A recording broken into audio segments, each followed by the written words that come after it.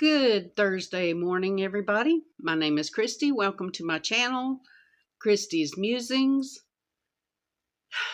It is very humid, so if I look like I'm perspiring, I am. I have to keep going and removing my mascara under my eyes. But today I'm going to go over some stuff for the very few of you that have been with me all along. You may hear some stuff you've heard before, but I thought I would talk about this subject. Where do demons come from? Now, there is a thing called the gap theory. Now, some people adhere to the gap theory, and they believe that there were pre-Adamic beings that were cursed. They get that from some things in Ezekiel chapter 28, which I'm going to read right now. And I'll point out some key words that make people believe that. Chapter 28 is where the prince of Tyrus is rebuked.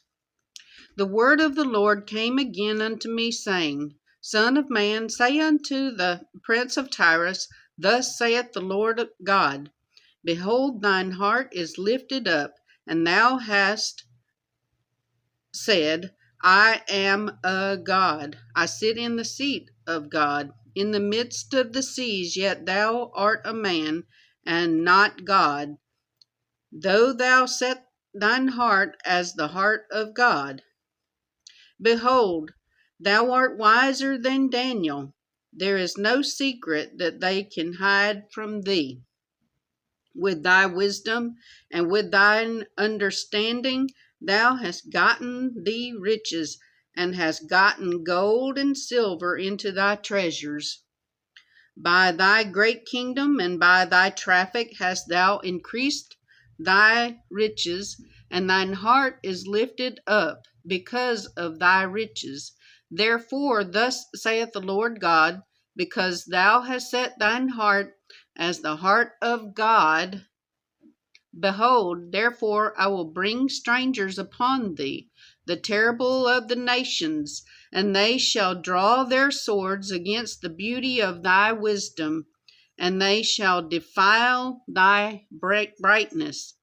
They shall bring thee down to the pit, and thou shalt die in the deaths of them that are slain in the midst of the seas. Wilt thou yet say before him that slayeth thee, I am God? In other words, are you going to tell the person that's killing you that you are a God? But thou shalt be a man and no God in the hand of him that slayeth thee. Thou shalt die the deaths of the uncircumcised by the hand of strangers, for I have spoken it, saith the Lord God. Moreover, the word of the Lord came unto me, saying, Son of man, take up a lamentation upon the king of Tyrus, and say unto him, Thus saith the Lord God, Thou sealest up the sum full of wisdom and perfect in beauty. Thou hast been in Eden, the garden of God.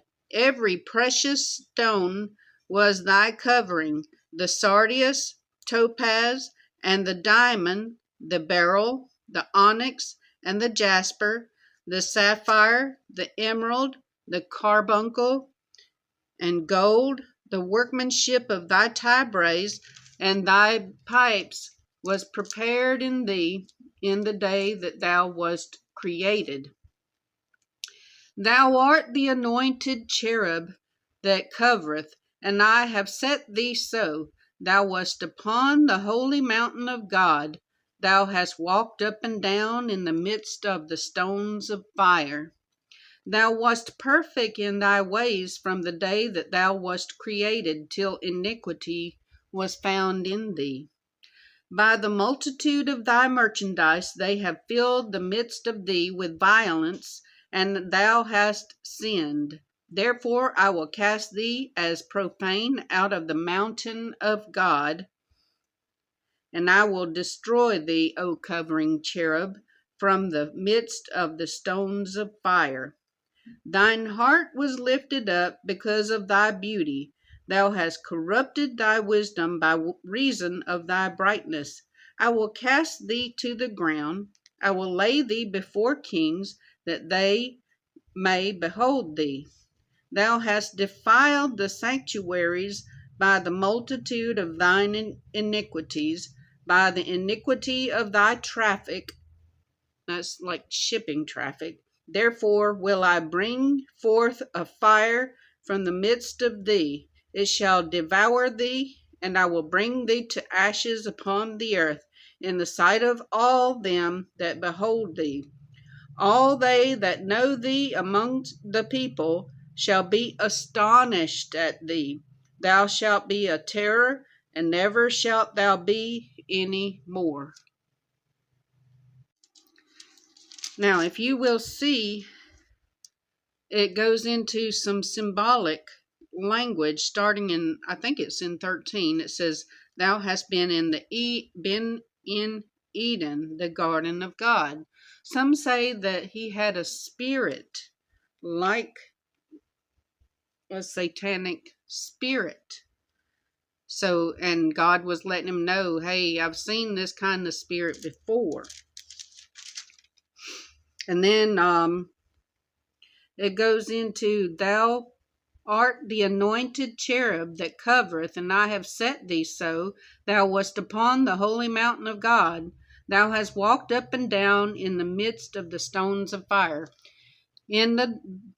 Back in the day, the angels all had access, and you can look in the book of Job, where the sons of God go up and they present themselves before God. They had access to going and speaking with God, and at some point God cut all of that off, because now with the new covenant with Jesus Christ, there will be no sin entering the steps and the gates of heaven. This article is called Where Do Demons Come From by Michael S. Heiser, Heiser.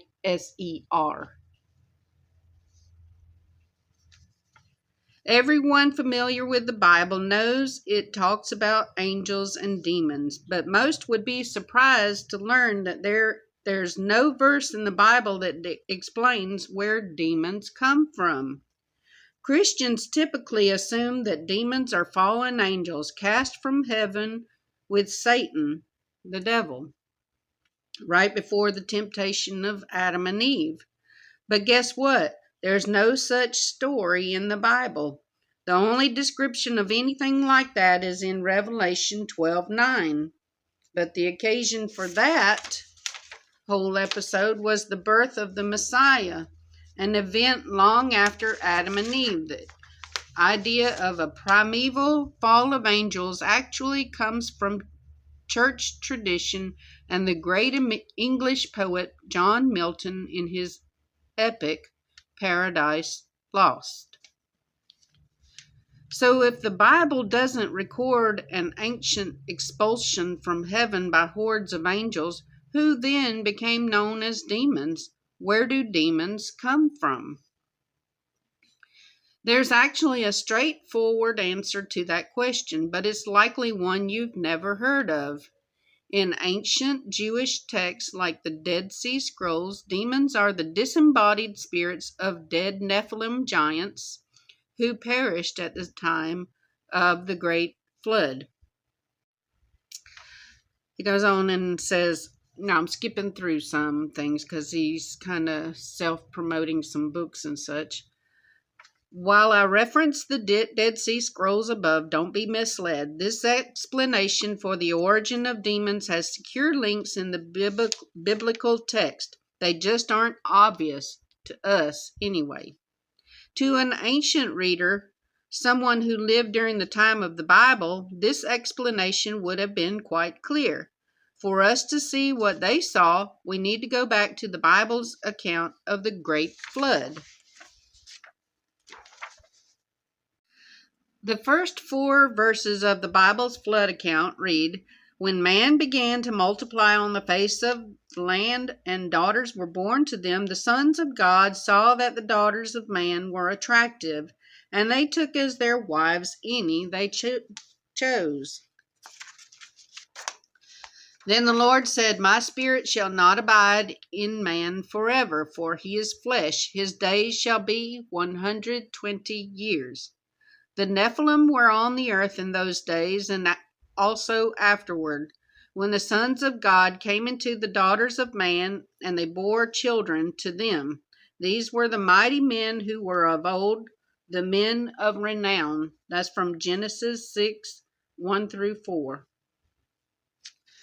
The sons of God, angels in more the sons of God, angels in more familiar parlance, transgressed the divinely ordained boundary between heaven and earth by producing children with human women. Those children are referred to as Nephilim. The term Nephilim doesn't mean fallen ones, it means giants. Those who want to read the scholarly data behind the conclusion can read The Unseen Realm. For our purposes, what we need to focus on is the scholars of ancient cuneiform, the wedge writing on clay tablets known from ancient Mesopotamia.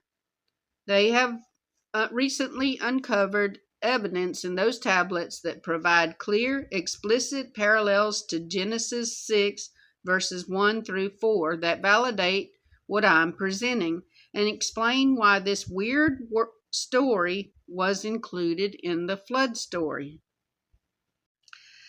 Let's not miss the point. Each element of the biblical story, the divine beings who cohabit with human women and produce giant offspring, are presented in the Mesopotamian story. Both the divine fathers and their giant children are called Apkallu in the cuneiform sources.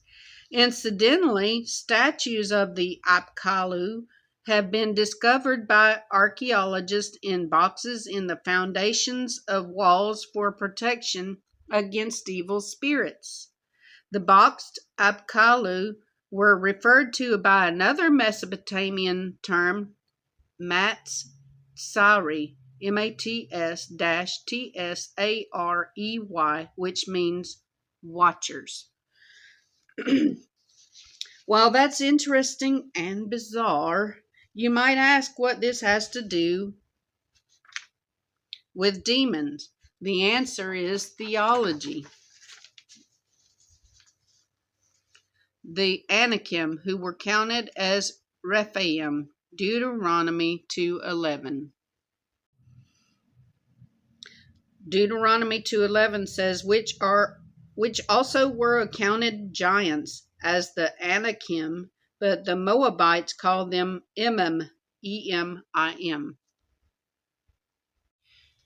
Genesis 6, 1 through 4 was written by Israelites who wanted to make a statement. The Apkallu before the flood were not good guys. What they did was wicked, and the giant offspring Apkallu produced by their transgression were enemies of the true God of heaven. In fact, their own giant offspring were bent on annihilating Israel many years later. Later in biblical history, during the days of Moses and Joshua, the Israelites ran into groups of very large warriors called Anakim. That's from Numbers 13:32 through 32 and 33. They tell us explicitly what the Anakim came from the Nephilim. The giant clans went by other names as well. Emim, E-M-I-M, Zamzummim, and Rephaim, Deuteronomy 2:3. The wars of conquest for the land required the annihilation of these giant Anakim, which is why Joshua summed the conquest this way. There was none of the Anakim left in the land of the people of Israel. only in Gaza, in Gath, and in Ashdod did some remain. Those were 3 Philistine cities. Goliath would come from one of them, Gath, in the days of David. 1 Samuel 17:4. The key to understanding how these giants were perceived as demons in the biblical material, an idea that got a lot of focus in Jewish writings produced after the Old Testament, is the term Rephaim. In the Old Testament, the Rephaim are described as giant warlords, as from Deuteronomy 2:8 through 11, Deuteronomy 3:1 through 11, and Joshua 13:12, but also as frightening, sinister, disembodied spirits, the shades, in the underworld, called Sheol in Hebrew. And that's from Isaiah 14:9, 26:14, and Job 26:5. These disembodied spirits of these giants were therefore associated with the abode of the dead, something everyone feared, since everyone feared death. Dead things are formed under the waters, and the inhabitants thereof. Job 26:5. But the Rephaim also had another awful association. There are nearly 10 references in the Old Testament to a place called the Valley of the Rephaim. Examples are 2 Samuel 5:18, 22, and chapter 23 and 13. Joshua 15:8 and 18:16 tell us the Valley of the Rephaim adjoined another valley, the Valley of Hinnom, also known as the Valley of the Son of Hinnom. In Hebrew, Valley of Hinnom is Ge Hinnom, Hinnom, a phrase which the name Gehenna derives, a term conceptually linked to Hades and hell in the New Testament. While this supernatural backdrop has eluded most Christian thinkers in the history of Christianity to the present day, it was well known to the generation of Jews who lived right after the Old Testament period, what scholars call the Second Temple period, or more popularly, the intertestamental period. It was during this era that books like Enoch were written, as well as the Dead Sea Scrolls. In the book of Enoch, the villainous sons of God of Genesis 6:1 through 4 are not only called angels, they are called watchers. The link back to the Mesopotamian Apkallu is transparent and unmistakable. First, Enoch spells out how the watchers and their offspring were the source of demons. In those days when the children of men had multiplied, it happened that there were born unto them handsome and beautiful daughters. And the angels, the children of heaven, saw them and desired them, and they said one to another, Come, let us choose wives for ourselves from among the daughters of man, and beget us children. And they took wives unto themselves, and every one respectively chose one woman for himself, and they began to go unto them. Then Michael, Seraphel, and Gabriel observed carefully from the sky, and they saw much blood being shed upon the earth, and all the oppression being wrought upon the earth. As for the women, they gave birth to giants to the degree that the whole earth was filled with blood and oppression. And now, behold, the Holy One will cry, and those who have died will bring their suit up to the gate of heaven. Their groaning has ascended into heaven, but they could not get out from before the face of oppression that is being wrought on earth. And to Gabriel the Lord said, Proceed against the bastards and the reprobates, and against the children of adultery, and destroy the children of adultery, and expel the children of the watchers from among the people, and send them against one another, so that they may be destroyed in the fight. For length of days have they not. And when they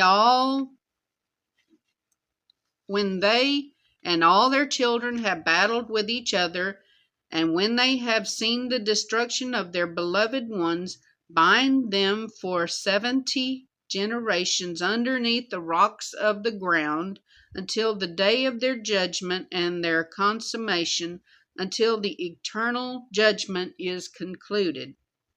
But now the giants who are born from the union of the spirits and the flesh shall be called evil spirits upon earth, because their dwelling shall be upon the earth and inside the earth. Evil spirits have come out of their body, because from the day that they were created from the holy ones, they became the watchers. Their first origin is the spiritual foundation. They will become evil upon the earth and shall be called evil spirits. And this is from Enoch 6:1 through 2, 7:1, 9:1, 9:10, 10:9, 15, verses 8 through 9. And I will put those up there, so if you want to buy that book, which I don't. Enoch calls the giants bastard spirits, a phrase used of demons in several Dead Sea Scrolls. A non-biblical found among the Dead Sea Scrolls calls demons offspring of man and the seed of the holy ones, a clear reference to the disembodied spirits of the divine human offspring from Genesis chapter 6, verses 1 through 4. I hope you all got a lot out of this information today. I hope I made it enjoyable. I'll try to put some visuals to make it more appealing. And I'll try to make sure I put all the biblical or Enochian references on the screen. And I hope you will like, share, and subscribe, and tell somebody about my channel to help me grow my channel. I love you all, and I'll talk to you later.